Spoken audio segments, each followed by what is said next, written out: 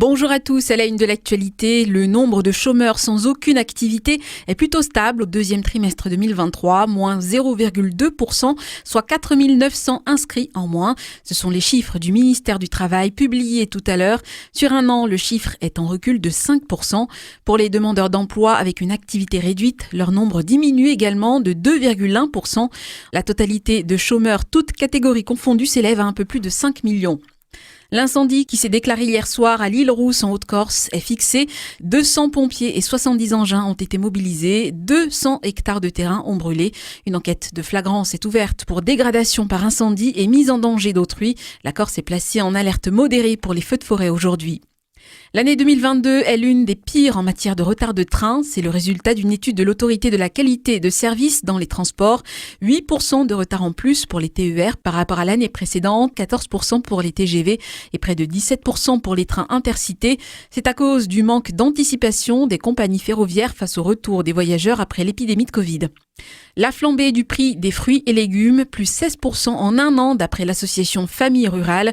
Ce sont les bananes qui ont le plus augmenté, 2,50 € le kilo en moyenne. C'est une hausse de 30%.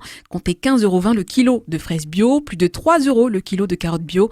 Les fruits et légumes, eux aussi touchés par l'inflation et les clients l'ont remarqué dans les marchés. Alors, 4,57 s'il vous plaît. Logique, ça va de pair avec toute l'inflation. Pour l'instant, on arrive quand même à garder exactement la même clientèle. Bien sûr qu'ils font des réflexions, c'est normal. 16% d'inflation, tout le monde le voit. On ressent complètement dans la vie de tous les jours, donc oui. À quel prix elles sont les tomates, madame ? Alors, je pourrais même pas vous dire le prix, mais ça a parti en flèche. Et je prends les cœurs de bœuf, j'en prends une et je me la mange et je me régale. Des brugnons qui sont facilement à 4, 5, 6, qui étaient plutôt à 3, 4. Au lieu de prendre 1 kilo, je prends une livre. Tout, c'est dingue. Je me restreins, c'est tout. Qu'est-ce qu'il faut faire ? Mais ce que je remarque, c'est que c'est beaucoup moins cher dans les marchés que dans les magasins grande surface. Un reportage de Chloé Rouil. Enfin, aux mondiaux de natation de Fukuoka au Japon, nouvel exploit de Léon Marchand.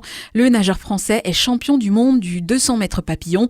À 21 ans, il décroche le 4e titre mondial de sa carrière et le 2e de cette compétition. Et ce n'est peut-être pas terminé. Léon Marchand est attendu jeudi pour le 200 mètres 4 nages et le 200 mètres brasse vendredi. Voilà, c'est la fin de ce flash. Excellent après-midi à tous.